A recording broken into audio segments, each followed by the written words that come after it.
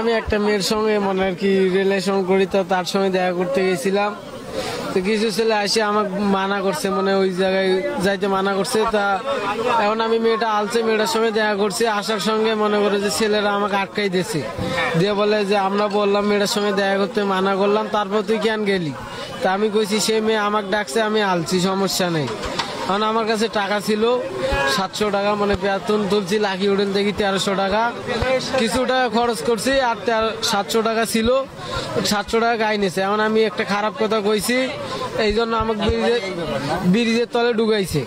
এখন ব্রিজের তলে ঢুকে মানে একটা ছুরি বের করছে। আমি ওই প্রথম পাক দিয়ে ওই পাক দিয়ে ঢুকে ও পাকের লাইন দিয়ে ঢুকছিলাম, তারপরে ও পাকে আন্দাজ, মানে একবারে আন্দাজ দিকে, পরে এদিক দিয়ে উজেল দিকে এদিক দিয়ে আলছি, মানে কিছু চায় নাই ওরা। আমাকে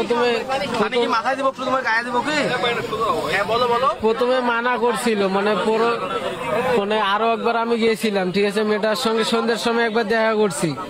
দেখা করার পর এখন ওই ছেলে চিনি না, তখন কিছু হয় না। মেয়েটা এখন আবার আমার সঙ্গে দেখা করতে চাইছে, তা আমি দেখা করছি। এখন মেয়েটা চলে গেছে। এখন আমি আসার পথে দেখি ওরা আবার, তো আমাকে আটকে বলে তুই আবার দেখা করছিস কেন? আমি দেখা করছি, সমস্যা কি?